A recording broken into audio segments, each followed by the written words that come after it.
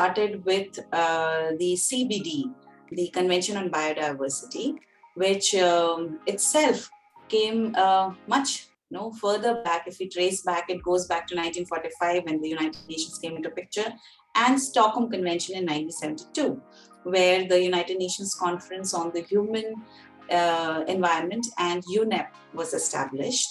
And that was the route for where our CBD, our own very CBD, comes into picture.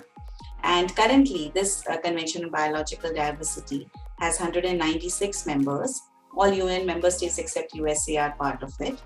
And the main idea of having the CBD in place were threefold: having conservation of biological diversity, taking care of sustainable use of its components, and fair and equitable sharing of benefits arising out of. With that international scenario in place, how it started in its background, we come to the Indian context where the Act, the Biological Diversity Act 2002 was established. And when this was established, the definition of biological diversity becomes important. Now, biological diversity is defined very, very broadly in the Act, which means the variability among living organisms from all sources and the ecological complexes of which they are part, and includes diversity within species or between species and of ecosystems. So naturally, the regulation of biological diversity would be very difficult. So the regulation is focused on biological resources. And what are biological resources as per the law? They are plants, animals, microorganisms, their parts, genetic material, and bioproducts, which are having actual or potential use or value. Now, the value-added products are excluded.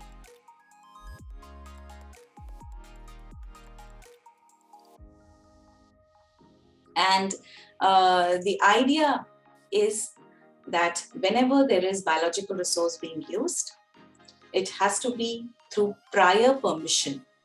And this prior permission comes from the fact that the sovereignty of the state is established over all biological resources of that state.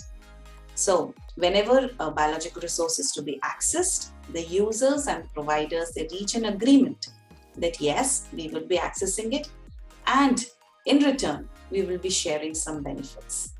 And the access and benefit sharing rules are based on Article 15 of CBD, where the governments create systems that facilitate access to genetic resources for environmentally sound purposes.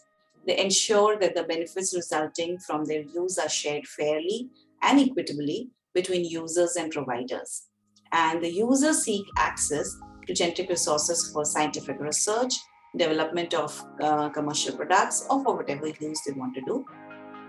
And the providers of these resources, that in exchange they would be getting benefits, which would be a share of whatever benefit the person who's accessing is doing.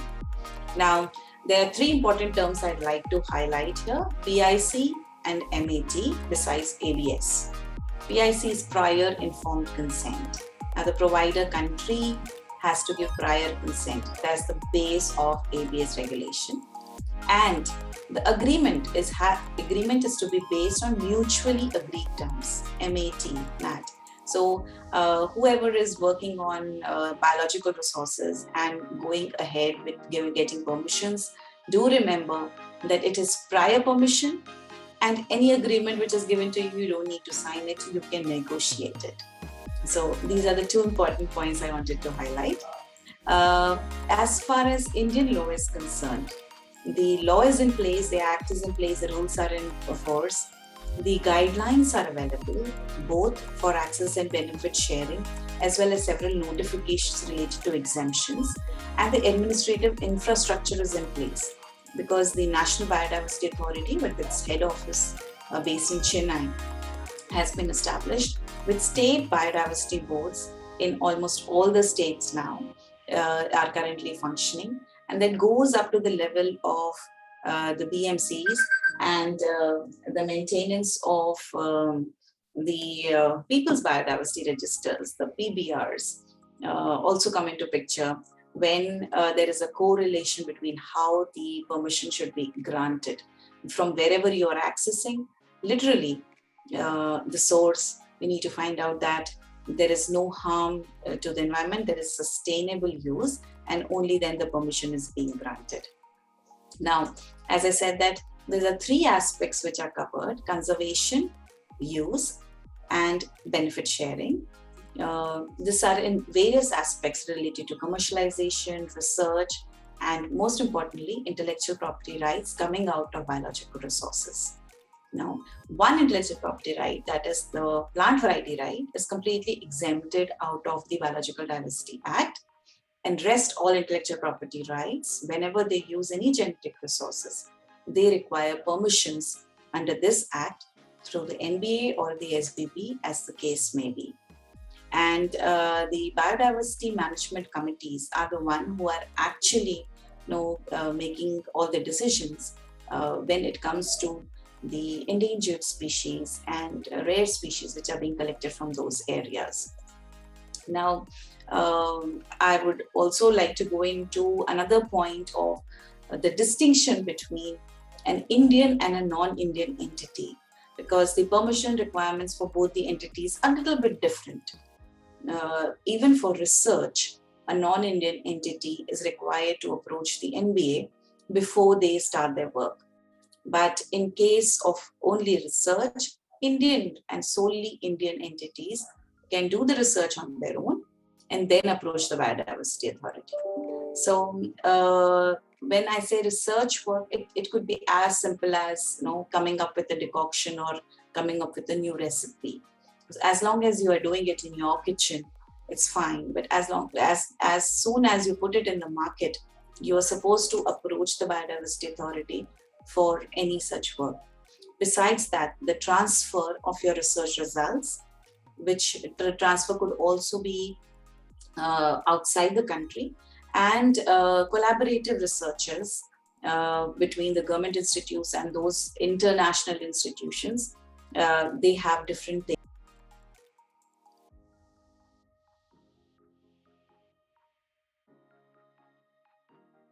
So basically, there's several committees before the National Biodiversity Authority comes into picture on itself.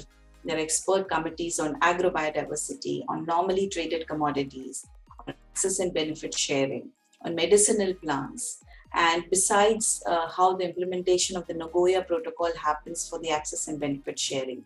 So a particular percentage amount, how it is decided that this will be going to be the benefit. All of them are not one person job. There's a lot of work going on before each permission is granted.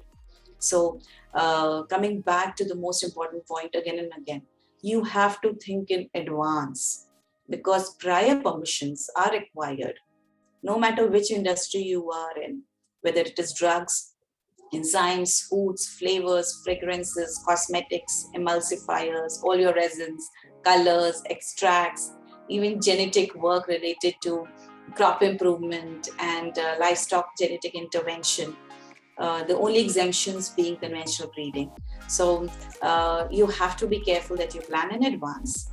And if you do not, the penalties are really high. It is imprisonment up to 5 years. And the fine can go up to 10 lakh of rupees with compounding. And in case of you do it again and again, then these offences are cognizable and non-bailable offences. So this is serious, and this act cannot be taken lightly. There are several cases, plants, including animals, pharmacy, the Divya pharmacy case, Jitropha misappropriation case, the embryos of Gir breed cattle from Gujarat to Brazil, the export of Malabar breed goats from Kerala to Australia, the notices issued by the State Biodiversity Board to different companies which are existing for manufacturing purposes in those particular states are all now coming into picture. And thus, it is very important that the importance of this act is realized and compliance is made. So with that,